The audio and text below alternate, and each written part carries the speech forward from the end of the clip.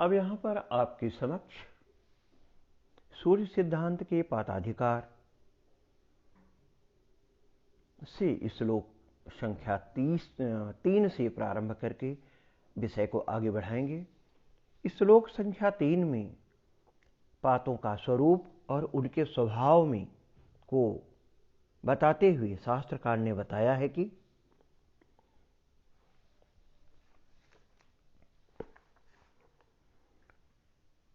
साथ में यहां पर पातस्य शुभत्वम अपिवर्णितमस्ति। तो अस्मिन् तृतीये श्लोके पातस्य शुभत्वम अस्मिन् एव प्रकारेण श्लोक 6 एवं अस्ति। तुल्यांशुजाल संपर्कात् तयोस्तु प्रवहाहतः तद्रिक्रोधे भयोर्बन्निर् लोकाभावाय जायते। इस यहां पर क्रांति साम्यकालिक सूर्य और चंद्र के किरणों के संपर्क से तथा परस्पर दृष्टियों के क्रोध से उत्पन्न अग्नि जो प्रवाह वायु की वेग से आहत होकर के प्रज्वलित होती है, वह लोक के लिए अशुभ फलदायक होती है। इसकी उपपत्ति इस तरह से है। सूर्य चंद्रयोः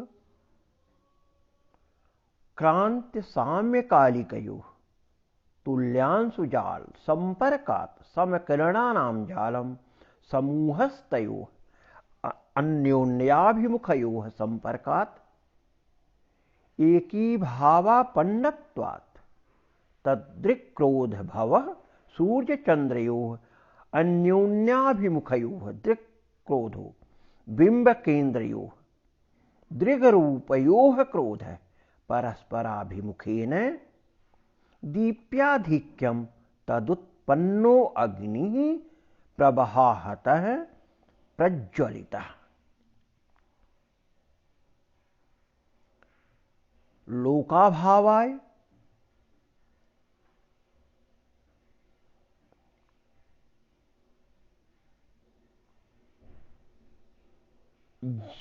जनानां शुभ फलाय जायते।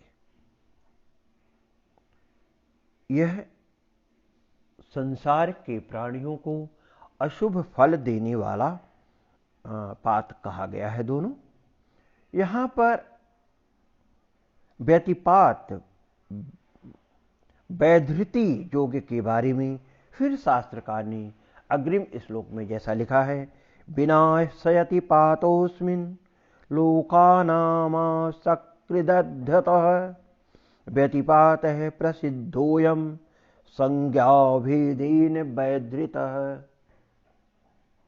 क्रांति साम्यकालिक यह पात रूप अग्नि बार बार लोक के मंगलों का नाश करती है, इसलिए यह व्यतिपात संज्ञक पात प्रसिद्ध है। यही व्यतिपात संज्ञक अग्नि नाम भेद से वैधृति पात संज्ञक होती है।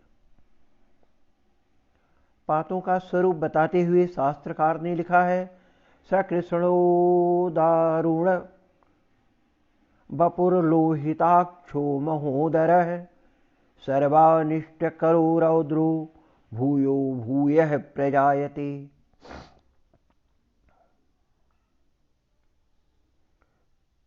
कृष्ण वर्ण वाला कठोर एवं भयंकर शरीर वाला, लाल नेत्रों से युक्त विशाल उदर वाला, सबका अनिष्ट करने वाला, भयानक वह अग्नि पुरुष रूपी पात बार बार उत्पन्न होता है। अर्थात आप कह सकते हैं प्रत्येक एक मास में यह स्थिति 2 बार आती है। इस विषय की उत्पत्ति इस तरह से है, अयम वह्निर्व्यतिपाताख्यो वैधृताख्यो वा इत्यतः अस्मिन् क्रांति साम्यकाले प्रसिद्ध पूर्वलोकोक्त स्वरूप है पातो वह्नि यतः कारणात् असकृत स्वसंभवेन वारं वारं लोकानां विनाशयति तस्य नाशं करोति। अतः कारणात् अयम् बहिर्व्यतिपात संगोऽयम् एवाम अग्नि संज्ञाभेदेन नामांतरेण वैधृति संज्ञकः तथा चोभयत्रः पाताख्यो बहिर्भवतीति भावः। तस्य स्वरूपम् क्रांति साम्य कालोत्पन्नः उभय संज्ञकः पाताख्यो अग्निपुरुषः कृष्णः श्यामः दारुण बपुः कठिन शरीर से युक्तः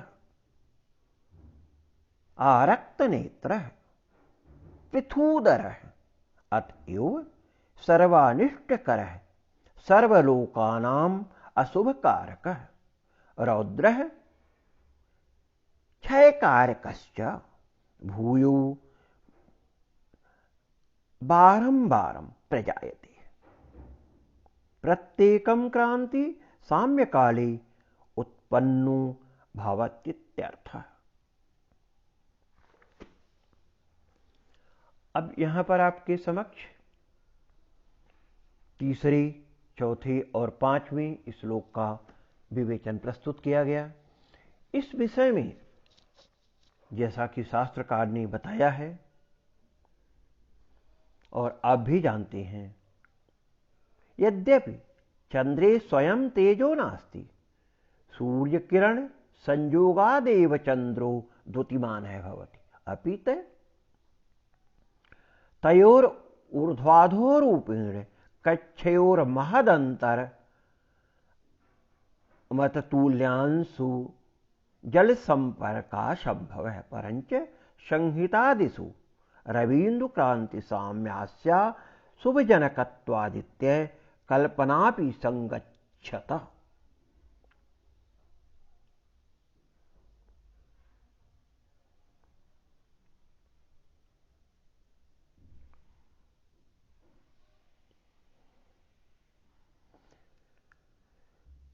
अस्य स्वरूप विषये लिखितं वर्तते यत् रवीन्दो क्रांति सौम्ये निजः पातः उक्तस्तत्र चंद्रस्य अस्थानीय क्रांति पूर्वोक्त लक्षणेन प्रतिमासं वारद्वयं रवि क्रांति समा भावेत्योवातो भूयो भूयः प्रजायते परंच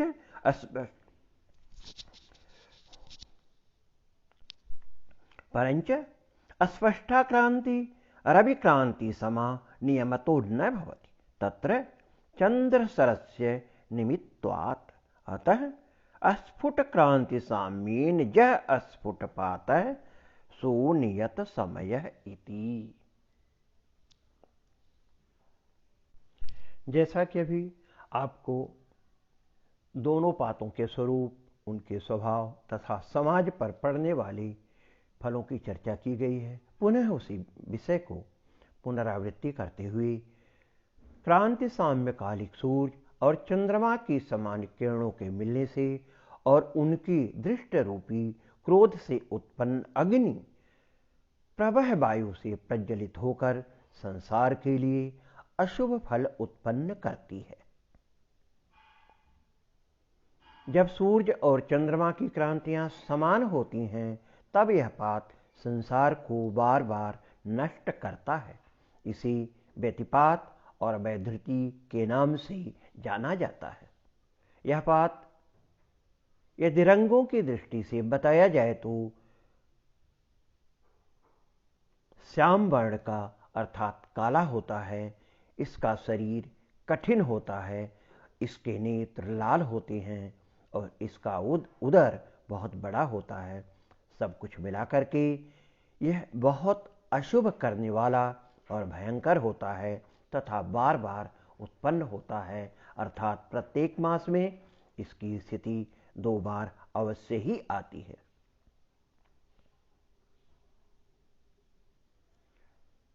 जिस तरह से इन दोनों बातों का भयंकर चित्रण किया गया है, इस बात को जानने के लिए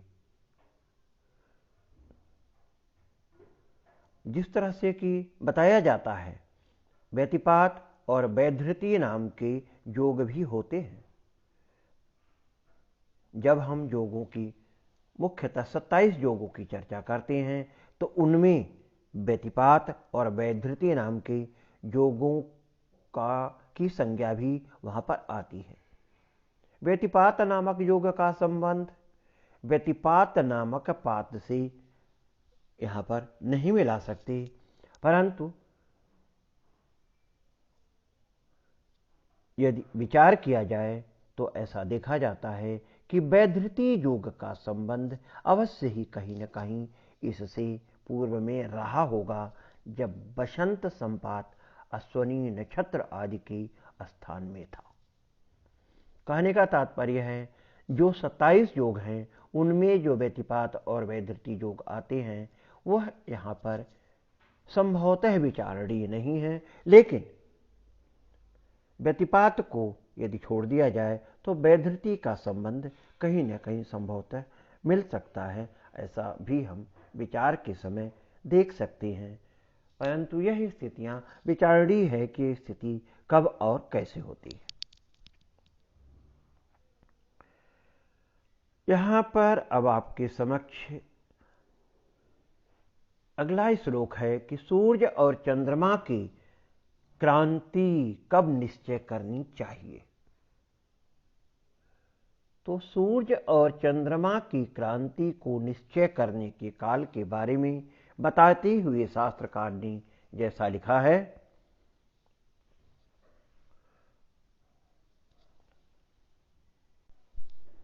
इसको हम दूसरे शब्दों में ऐसा भी कह सकते हैं, पात साधनार्थम उपकरणम। तो भास्करेन्दुर्भचक्रांत चक्रार्धावधि संस्थयो दृक्तुल्य साधितांसादि युक्तयो स्वावपक्रमो। यहां पर यह पाताधिकार का 6वां श्लोक है। इस 6वें श्लोक में जैसा कि बताया गया है आपको,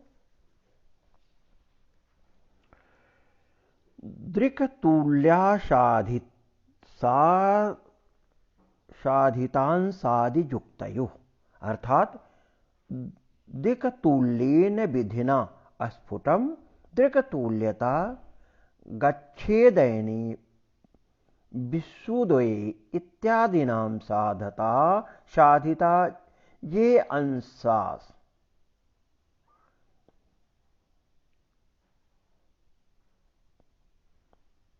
ये ऐनांसादयस्तैर्युक्तयोः भास्करन्देव रविचंद्रयोः सायनयोः रविचंद्रयोर्च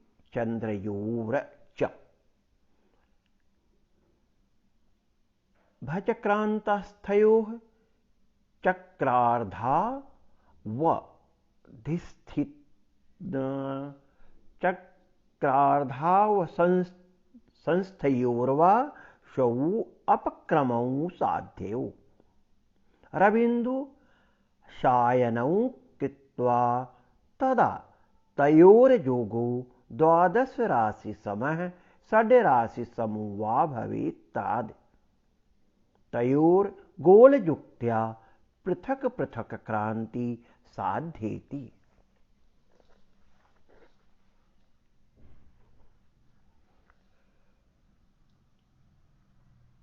दृक्तुल्य अर्थात अयनांशों से संस्कृत सूर्य और चंद्र का योग 12 राशि या 6 राशि के तुल्य होने पर उनकी क्रांति का साधन करना चाहिए।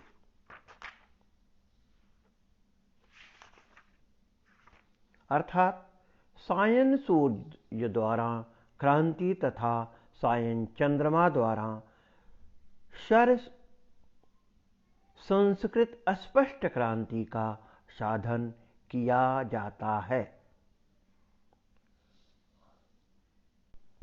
इस विषय को स्पष्ट रूप से समझने के लिए जैसा कि हमको सूर्य सिद्धांत के 3रे अध्याय त्रिप्रश्नाधिकार में बताया गया है, छाया सूर्य का भोग्यांश जान करके इससे स्पष्टाधिकार की रीति से जाने हुए स्पष्ट सूर्य को घटा करके अयनांश का मान निकाला जाता है और अयनांश स्पष्ट सूर्य और चंद्रमा के भोग्यांशों में जोड़ा जाता है। अयनांश संस्कृत सूर्य और चंद्रमा अर्थात सायन सूर्य और सायन चंद्रमा के भोग्यांशों का जोड़ जब 12 राशि या 6 राशि होता है तभी इन दोनों अस्पष्ट क्रांतियों को निश्चय करना चाहिए। इस बात को समझने के लिए कि सूर्य और चंद्रमा की क्रांति कब समान होती है, सायन सूर्य और सायन चंद्रमा के भोग्यांश जानने की आवश्यकता होती है। इसलिए स्पष्ट सूर्य और चंद्रमा में अयनांश जोड़ने की विधि से इसको हम जान सकते हैं। इस रीति से क्रांति साम्य का जो समय आएगा वह थोड़ा स्थूल होगा, क्योंकि चंद्रमा की कक्षा क्रांति वृत्त से भिन्न है। इस तरह से हमें इस बात की जानकारी प्राप्त हो जाती है कि सूर्य और चंद्रमा की क्रांति कब निश्चय करनी चाहिए। इससे अगले एपिसोड में आपके सामने पातकाल आने वाला है या बीत गया है, इसकी चर्चा की जाएगी, अर्थात 7वें श्लोक से आगे के बारे में बताया